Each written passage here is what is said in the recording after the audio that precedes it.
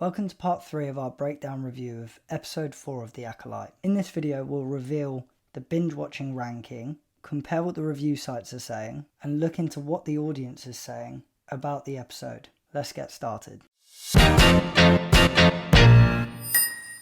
My name is Matthew Savo with Binge Watcher. Let's jump right into the video. To recap, in part 1 we looked at the plot and storyline and the character development, where we shifted our focus in part 2, examining the visual and cinematography and the entertainment value of episode 4 of The Acolyte. Now, just to refresh everyone's memory, in episode 4 we are brought back into present day, where the Jedi are racing to their next target. The Jedi are heading to a new world where they're hunting down their assassin, who they're looking to bring to justice for the murders of the Jedi Masters.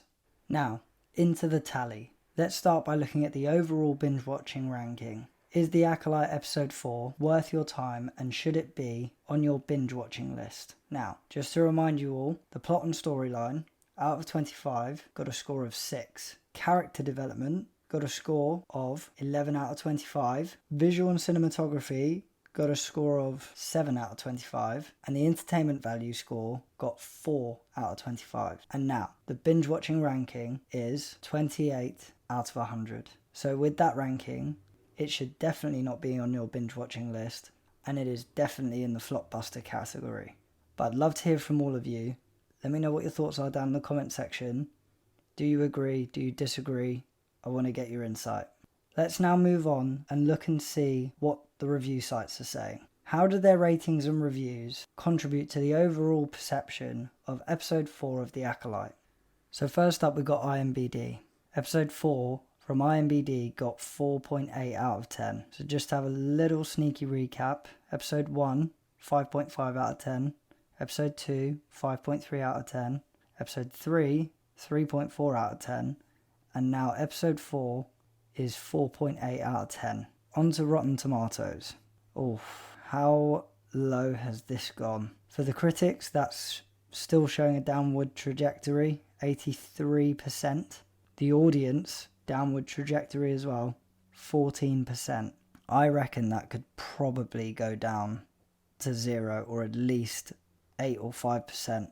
At the rate it's going down, it could very well end up there. Metacritic, that's gone down. It's holding at 67%, but my god, the user score has gone down very much. 3.9. And now let's take a look at what YouTube is saying. A boring walk through the soundstage forest. How to kill Star Wars. Theory Savers is definitely going to be a bad reaction. The Acolyte episode 4 is breaking canon. The new Darth Jar Jar. The Acolyte episode 4 is effing brain rot. This wasn't great, but it's also hard to accurately review. The Acolyte episode 4 gets destroyed by fans. So all in all, it is definitely not great. Moving on, let's now turn our attention to the audience feedback. How are viewers reacting to episode 4 of The Acolyte?